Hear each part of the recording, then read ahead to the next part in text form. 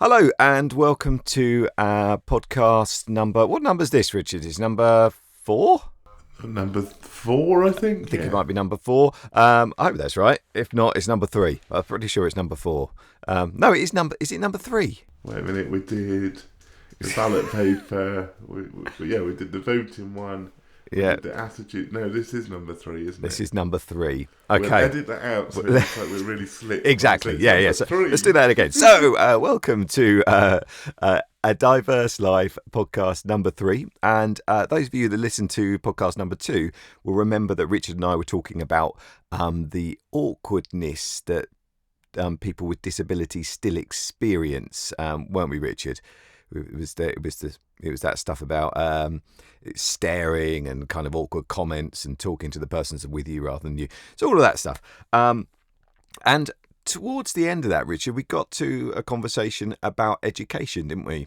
Yes, we were having a conversation about how to sort of educate people and how we change those attitudes to disabilities and people's sort of natural reactions to it.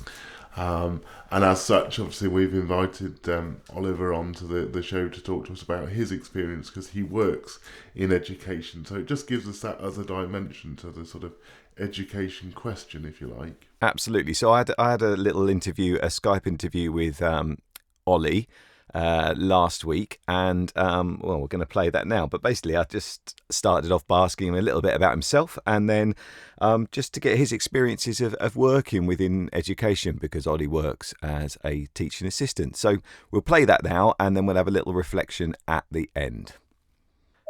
So here we go for the Skype beeps. Oh, that's a different beep. Well, Oliver's either engaged or maybe he's in a submarine. I don't know. This is a new one on me. Well, it's quite a spooky sound, isn't it? Like I've. Oh, there we go. It's going now.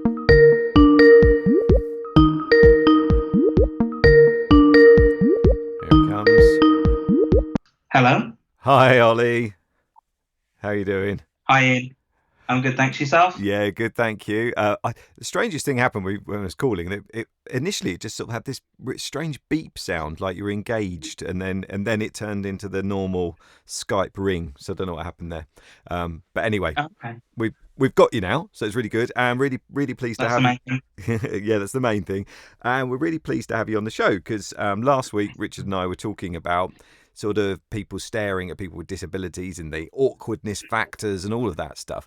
And one of the things we talked about a bit was education. And we thought of you because we know you, and we know that alongside doing lots of work with disability and consultation, you also have a job in a school. So, yeah, do you want to just tell us a bit about that? Yeah, sure. I qualified as a teaching assistant following when I left school. This was after I did a work experience placement when I was at school in a primary school, and I enjoyed it so much that the head teacher said to me, "If in the future you ever want a job, just come let me know." So I thought about that really long and hard, and I realised that it would be a good fit for me. So I decided to do an apprenticeship to become a teaching assistant.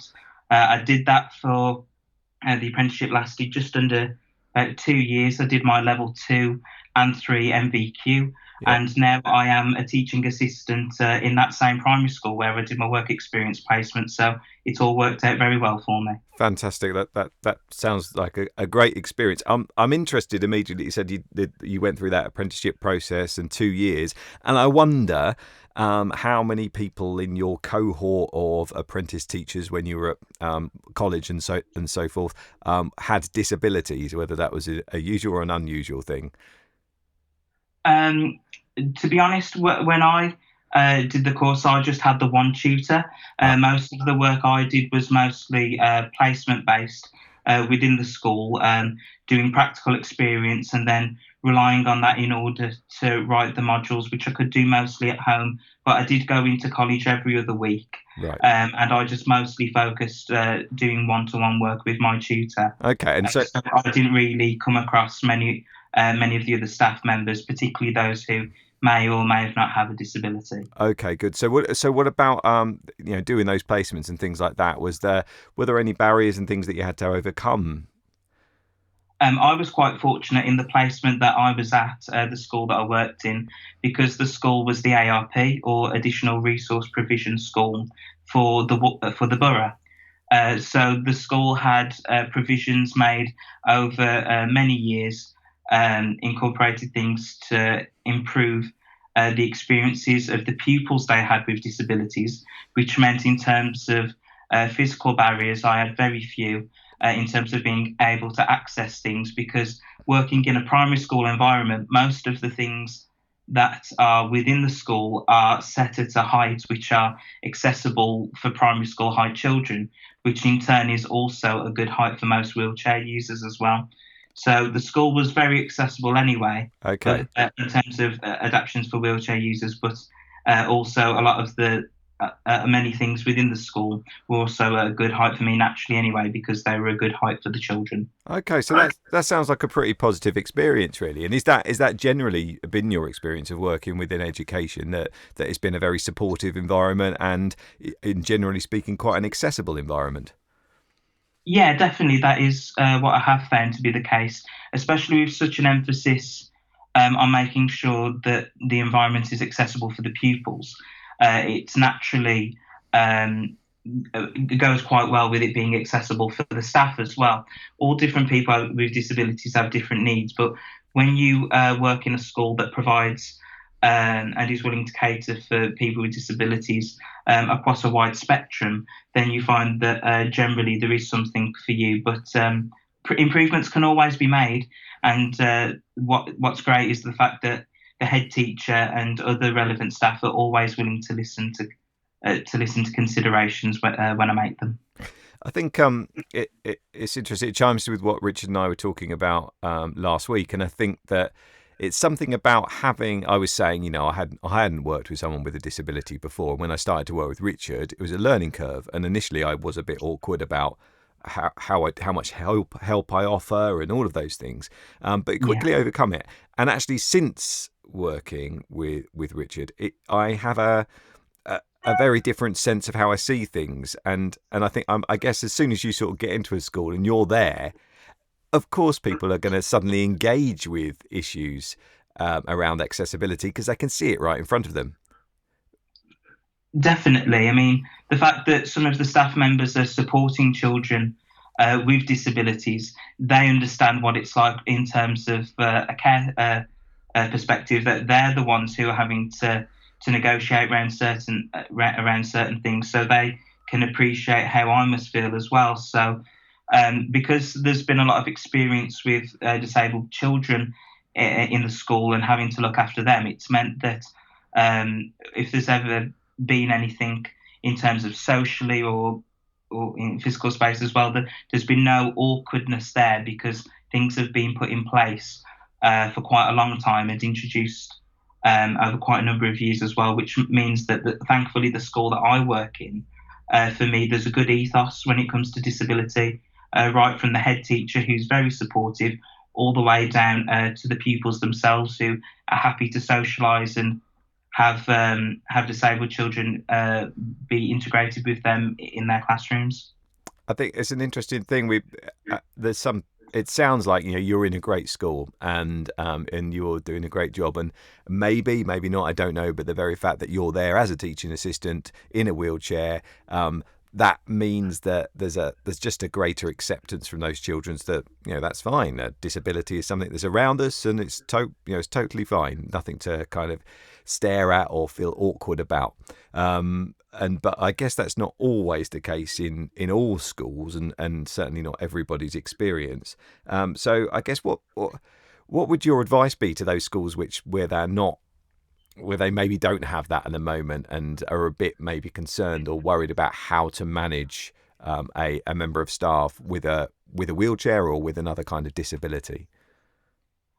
I'd say that any other schools, it always starts at the top, and you need to have a good head teacher who's willing to be supportive throughout that process, regardless of the amount that needs to be done. A good head teacher will make things happen. And that also goes by having a good supportive board of governors as well, who Right. are willing to make the necessary changes. In terms of some of the physical environments, if the school building is quite old, there might not be a lot you can do, but there's always something. In terms of attitudes, Could you give us an example of that? Because yeah, I can't quite picture. I know what you mean in terms of a lot of schools you go into, they're kind of Victorian built, maybe. yeah. But how would you get around some of those things? Well, I can talk from my own personal experience. The infant school that I went to was across. It was quite a long building, single story, but there was multiple levels to it. There was just because of the way that the school was built on a slight slope, so the school would have a kind of like few would go up kind of just to have a few small series of steps every now and then. So It's what kind of that meant it when was I almost tiered. It kind of went up at different levels, so there exactly were yeah steps along the way. Okay, yeah, I understand. yeah. So that just meant that the school had to put platform lifts in along these stairs, and it meant that I would have to go around these to go down on the lift when going through the corridors. Or you are able, if you wanted to maybe move around the school quicker, you could go outside, but that's not ideal, especially what the British weather can be like sometimes. Yeah, absolutely. But there are always ways that you can get around things. Sometimes, if it's a narrow corridor with some of these Victorian buildings, which can be the case, it's not ideal, especially if there's a high amount of traffic of pupils and staff members moving to and fro. As I say, it might not always be ideal, but it is possible. Okay. And I think sometimes if you schedule a certain staff member to be in certain areas at certain times, which means that they don't need to be moving through certain spaces, which will prove difficult for them, just with good man management, then you can easily get around this as well. Okay, thanks, Ollie. And I was struck by what you were saying earlier about this is top down stuff, and you need a supportive head teacher, and actually talking very clearly about a supportive board of governors. And I know we're talking about diversity more broadly everywhere. People say, well, you're not going to have a diverse company if the board are all just white blokes without any disabilities. So Yeah. What would your advice be to somebody with a disability that wants to get into teaching and wants to get into education in some way or another? How can they kind of push through a little bit if there are barriers they need to overcome? I think for me personally, I didn't think about working in education when I was younger. It was just something that I happened to stumble across when I did that volunteer work placement experience, and I found that how much I enjoyed it. So I would recommend, before throwing yourself into it, maybe just ask to see if you could maybe volunteer at a school, speak to local colleges, universities. There's many different supportive programs that are out there nowadays, which are designed to help people with disabilities in terms of gaining employment. And I think that one of the best things about disabled people working in education is the fact that for children, young people, or anyone who's looking to be educated, there's a certain humbling experience by being willing to accept that you are being taught by a person with a disability. So much so that in future it might be that that person has a boss who has a disability. It's not always such a case that a disabled person will need looking after. And that you will need to be a buddy to them, say in school, if you have a peer who's disabled. We want to get away from that idea of always looking down towards people with disabilities. But if anything, if you flip it on its head, and these people are actually looking up to people with disabilities, people they can learn from, then that can really help change the perspective that we have of disability as a society towards moving forward in terms of there being a positive engagement, because disabled people have so much to offer from their own experiences, life stories, different skills that they might have, maybe even because of their disability. It might mean that they have certain skill sets that they're able to offer to the table, towards a teaching environment, because no one else within that environment has, or in that team has, those skills because of their own experience. So Absolutely. Yeah. I think a disabled person really could be of benefit to an educational environment, because everyone can benefit. And I think the best thing for a disabled person to do is just to get the name out there, just to show intent.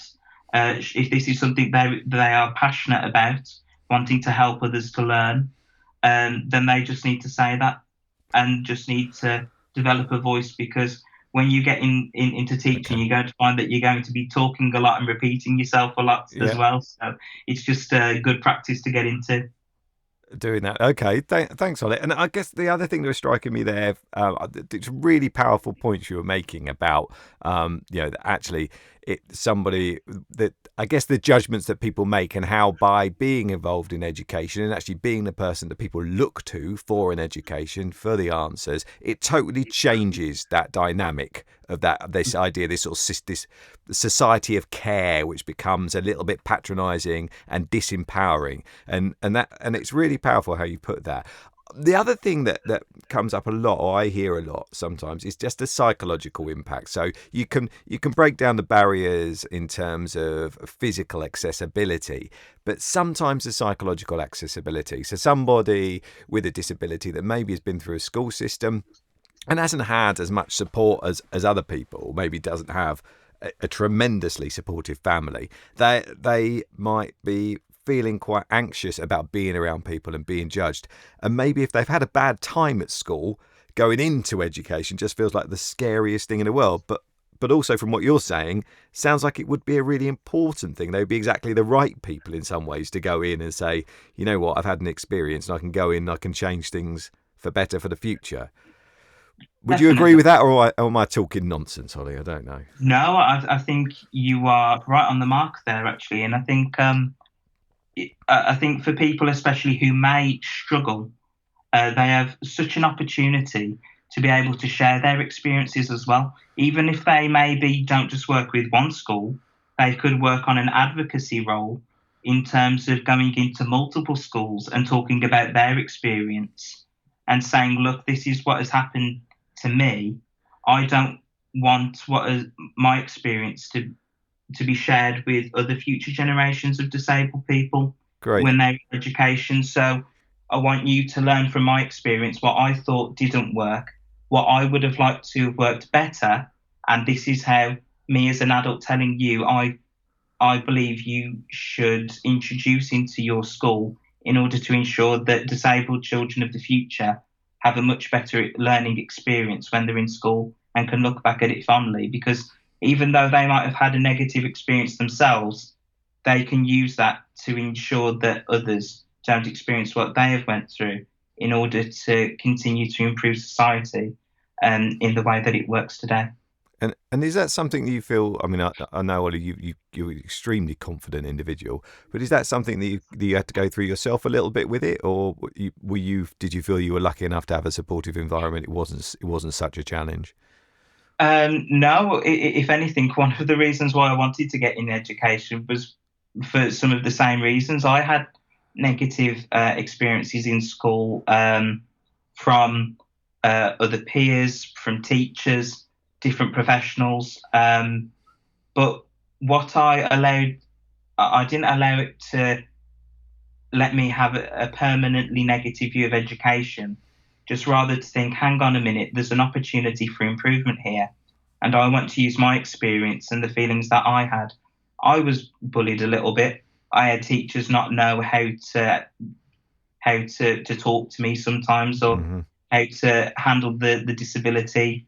I could tell they were a little bit awkward about the situation. Yeah. But what that taught me to do was the fact that, well, hang on a minute, I'm going to experience this in life. School is just a bit of a bubble of what you will experience in the real world. So that I actually feel like I benefited from that by learning to put them at ease by cracking a joke every now and then. Okay. Just to break the ice. Yeah. Particularly at secondary school. And what that taught me to do was to realise that people aren't as accepting as we always think they are or as they should be.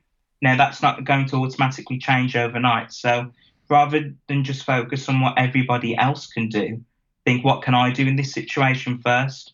So I actually feel like it taught me vital life skills in order to be able to cope with the real world around me, and then to be able to think, how can I start putting things into place to change these perspectives? And I think any other disabled person who maybe has had a negative experience can use it to, in a positive way, to be able to ensure that these negative experiences don't happen in the future.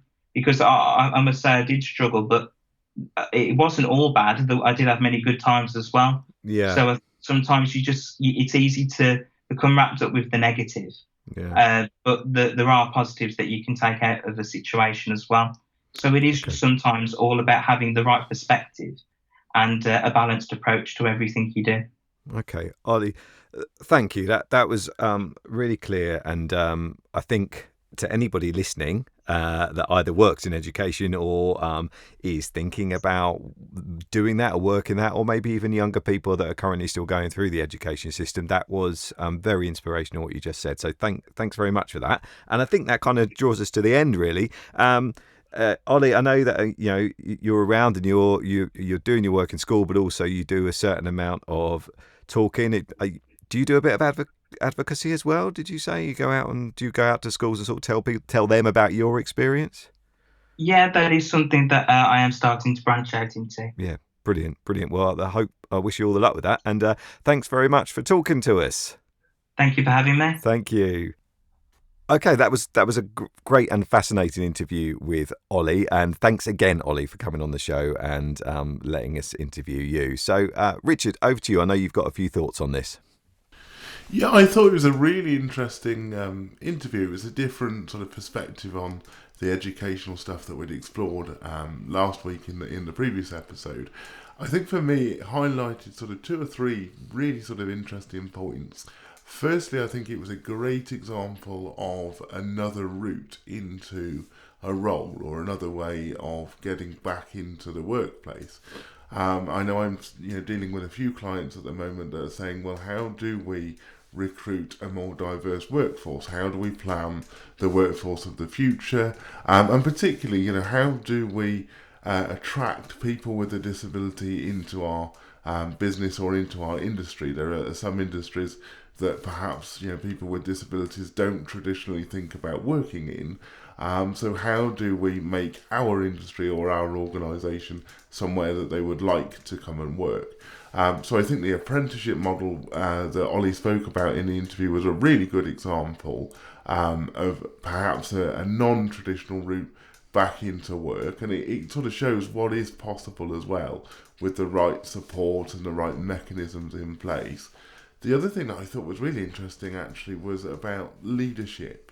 So Ollie spoke about having a really supportive head teacher and how he felt that sort of made it possible for him to go into the workplace, and actually how he'd sort of spoken to other staff members and they'd overcome, by sort of working together, overcome any challenges or any barriers that you might think would be there about going into the workplace. And I think that's a really key thing, because you can have all of the right qualifications, you can have the desire to work somewhere and maybe the experience that's needed, but what you also need is an environment where you're going to be supported, you're going to be welcomed, and actually we're going to have a conversation about some of the challenges or things that might be sort of faced by the person with a disability, and then by working together we're going to find a way to overcome those and to get round those problems so that actually they can go to work and they can sort of be the best version of themselves while they're at work, without having to focus constantly on their disability and the challenges that might present. So I think that's a really key point that he made about having the right kind of top-down leadership, because you can have all the right policies, procedures, you can have the marketing exercise to try and recruit people, but what you need is to create an environment where they can do well and they want to stay, and therefore you retain those staff members. So I think that was a really good point. Definitely, and he also came up with, and I think this comes up quite a lot within diversity, is actually he talked about the board of governors in schools, and actually diversity amongst governors as well, which I think is something that would make a huge difference. Yeah, I think again that's the other thing, is that the head teacher can have all of his ideas and ambitions and want to include, but it needs to be driven by the board of governors, so that if there's any changes that need to be made to the school or the way that the school operates,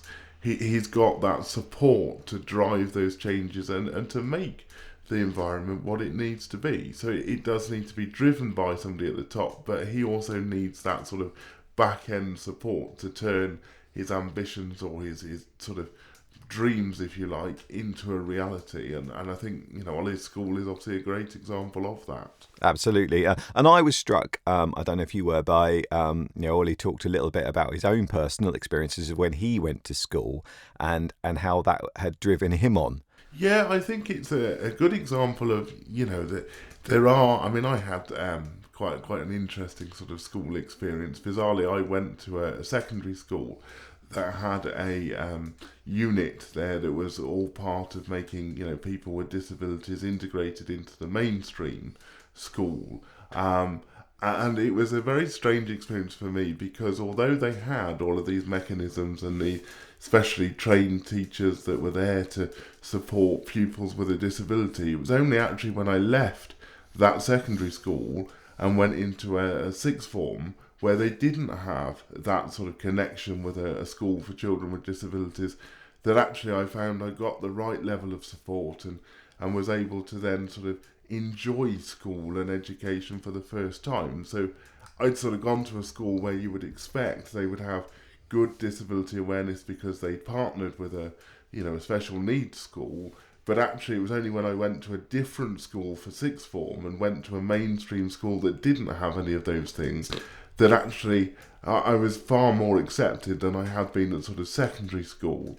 And I think sort of turning those experiences into a positive is a great example. And I think Ollie is a wonderful advocate for that, because he's taken something that was perhaps slightly negative in terms of his experience at school and is now educating the next generation on. And that's a really powerful thing to be able to do. Absolutely. Okay, and I think we better leave things there, because I know people have been listening probably for almost half an hour now. I hope that they've got something out of the show. I know I've enjoyed it. Have you enjoyed it, Richard? I always enjoy the podcast. I think it's a great platform for debate and to sort of discuss, upcoming topics. I know in our next episode we've got Carmen Morris come in from Kenroy Consulting, so she's an expert in race issues and dealing with diversity. So it'll be really interesting to see what her perspective is. I'm looking forward to hearing what she's got to say. Okay, so that's the end of the show. And please, as ever, do let us have your feedback. This is still quite a new thing to Richard and I, so we're developing this model. And if there's anything that you want to say about it, we're really open to constructive criticism. So yeah, please do. Of course, and we love a bit of praise as well. So if you like what you've heard, do tell us that. Okay, thanks very much and goodbye. A Diverse Life podcast is a workplace diversity solutions and Face Up co-production brought to you by Ian Pringle and Richard Shakespeare. Today on the show, we interviewed Oliver Johnson. You can contact Ollie at HandyChap on Instagram or Twitter. That's at HandyChap. Thanks for listening.